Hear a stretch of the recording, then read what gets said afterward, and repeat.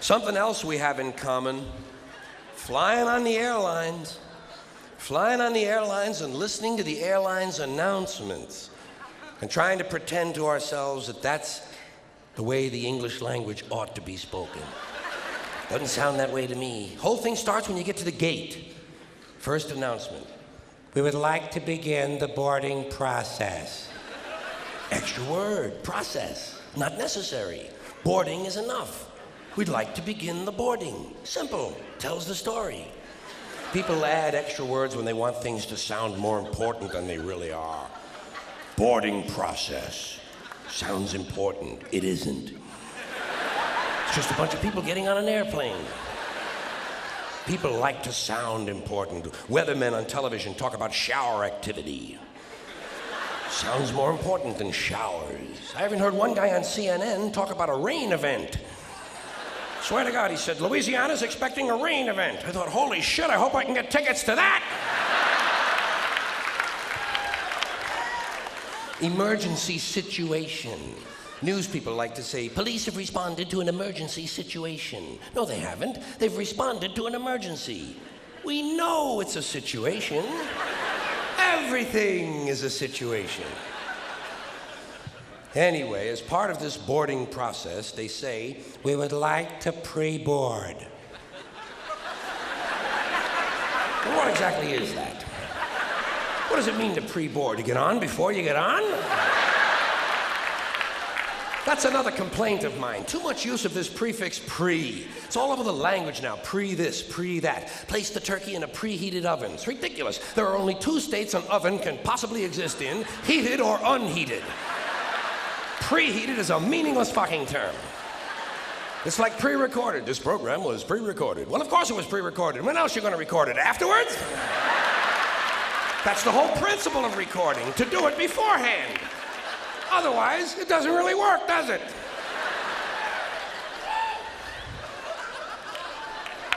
Pre-qualified, pre-planned, pre-screened. You know what I tell these people? Pre-suck my genital situation.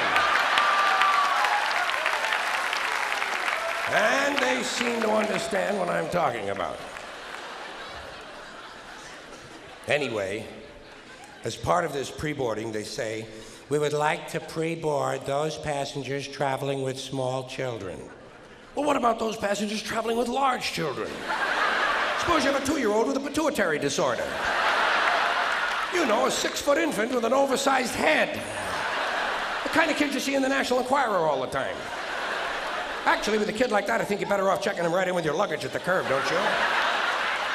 Well, they like it under there. It's dark. They're used to that. About this time, someone is telling you to get on the plane. Get on the plane, get on the plane. I say, fuck you, I'm getting in the plane. Let Evel Knievel get on the plane. I'll be in here with you folks in uniform. There seems to be less wind in here.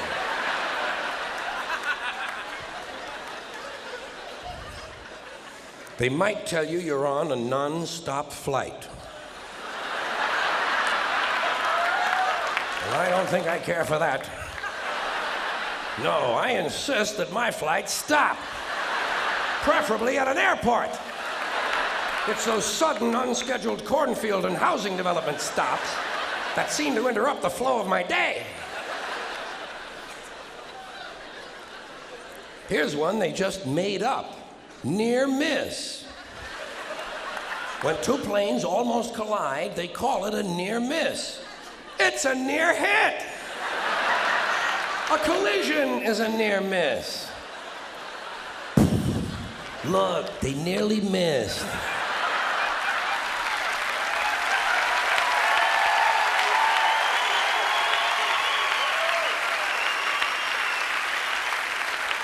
Yes, but not quite. They might tell you your flight has been delayed because of a change of equipment. Broken plane. And tell me to put my seat back forward. Well, I don't bend that way. If I could put my seat back forward, I'd be in porno movies.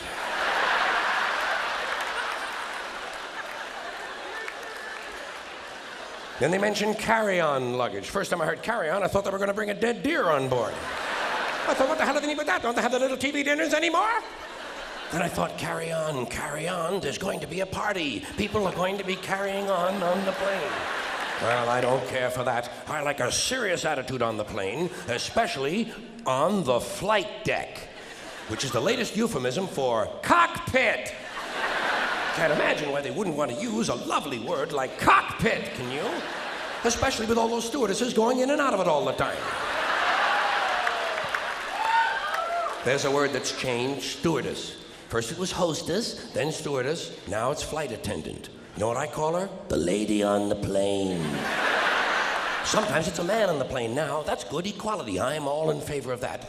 Occasionally, they actually refer to these people as uniformed crew members.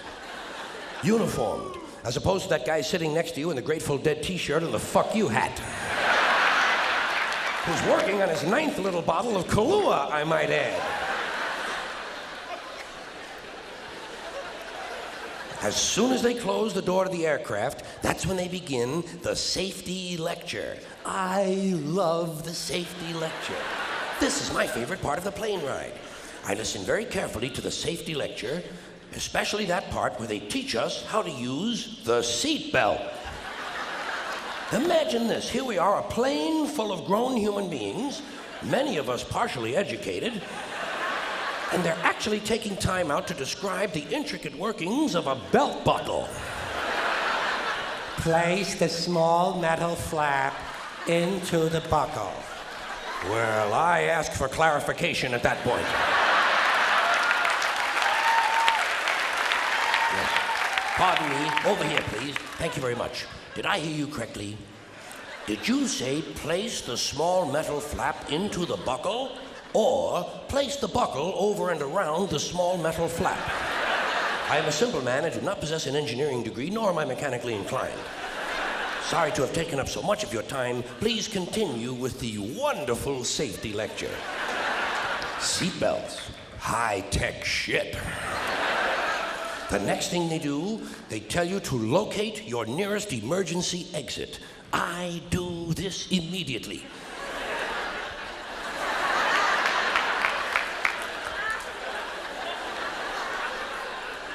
I locate my nearest emergency exit, and then I plan my route. You have to plan your route. It's not always a straight line, is it? Sometimes there's a really big fat fuck sitting right in front of you. Well, you know you'll never get over him. I look around for women and children, midgets and dwarfs, cripples, war widows, paralyzed veterans, people with broken legs, anyone who looks like they can't move too well. The emotionally disturbed come in very handy at a time like this. You may have to go out of your way to find these people, but you'll get out of the plane a lot goddamn quicker, believe me. I say, let's see. I'll go around the fat fuck, step on the widow's head, push those children out of the way, knock down the paralyzed midget, and get out of the plane where I can help others.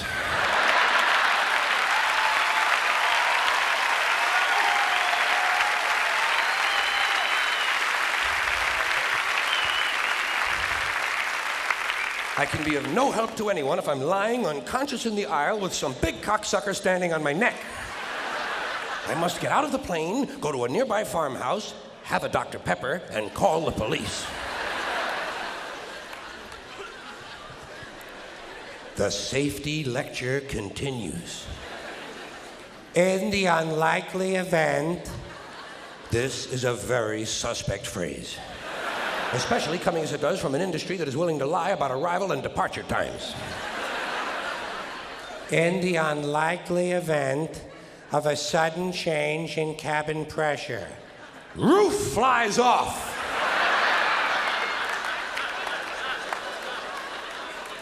An oxygen mask will drop down in front of you.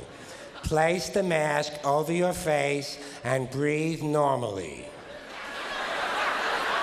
Well, I have no problem with that. I always breathe normally when I'm in a 600-mile-an-hour uncontrolled vertical dive. I also shit normally. Right in my pants! They tell you to adjust your oxygen mask before helping your child with his. I did not need to be told that. In fact, I'm probably going to be too busy screaming to help him at all. This will be a good time for him to learn self-reliance. If he can program his fucking VCR, he can goddamn jolly well learn to adjust an oxygen mask. Fairly simple thing, just a little rubber band in the back is all it is. Not nearly as complicated as, say, for instance, a seatbelt. The safety lecture continues. In the unlikely event of a water landing.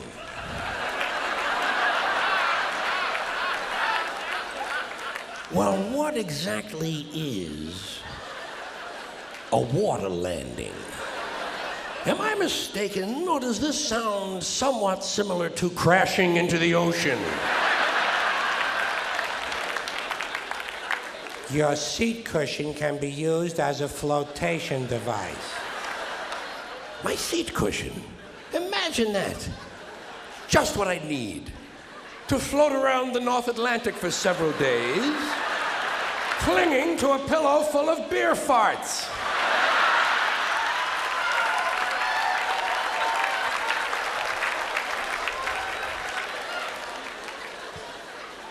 The flight continues. A little later on, we hear, The captain has turned on the fasten seatbelt sign. well, who gives a shit who turned it on? What does that have to do with anything? It's on, isn't it?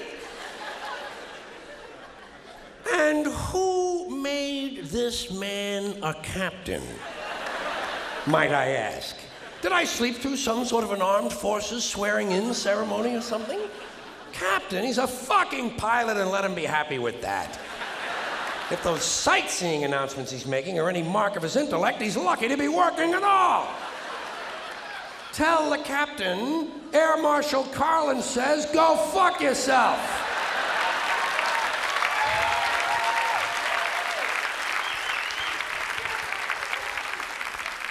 The next sentence I hear is full of things that piss me off. Before leaving the aircraft, please check around your immediate seating area for any personal belongings you might have brought on board. Well, let's start with immediate seating area. Seat! It's a goddamn seat. Check around your seat. For any personal belongings. Well, what other kinds of belongings are there besides personal? Public belongings? Do these people honestly think I might be traveling with a fountain I stole from the park?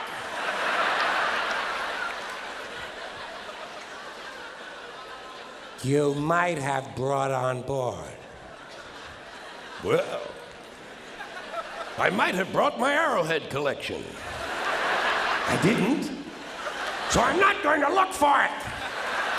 I'm going to look for things I brought on board. Would seem to enhance the likelihood of my finding something, wouldn't you say? They're telling me to return my seat back and tray table to their original upright positions. Fine. Who's going to return this guy in the Grateful Dead t-shirt and the fuck you hat to his original upright position? About this time, they tell you you'll be landing shortly. That sound to you like we're going to miss the runway? Final approach is not very promising either, is it? Final is not a good word to be using on an airplane. Sometimes the pilot will get on and he'll say, we'll be on the ground in 15 minutes. Well, that's a little vague, isn't it? Now we're taxiing in. She says, Welcome to O'Hare International Airport. well, how can someone who is just arriving herself possibly welcome me to a place she isn't even at yet? Doesn't this violate something in physics? We're only on the ground 4 seconds. She's coming on like the fucking mayor's wife. Where the local time. Well, of course it's the local time. What did you think we were expecting? The time in Pango Pango? Enjoy your stay in Chicago or wherever your final destination might be. All destinations are final. That's what it means. Destiny, final. If you haven't gotten where you're going, you aren't there yet.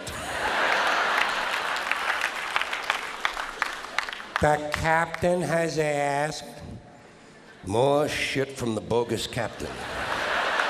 You know, for someone who's supposed to be flying an airplane, he's taking a mighty big interest in what I'm doing back here. That you remain seated until he has brought the aircraft to a complete stop. Not a partial stop. Because during a partial stop, I partially get up. Please continue to observe the no smoking sign until well inside the terminal. It's physically impossible to observe the no smoking sign even if you're just outside the door of the airplane, much less well inside the terminal. You can't even see the fucking planes from well inside the terminal. Which brings me to terminal. Another unfortunate word to be used in association with air travel. And they use it all over the airport, don't they? Somehow I just can't get hungry at a place called the Terminal Snack Bar. But if you've ever eaten there, you know it is an appropriate name. Thank you.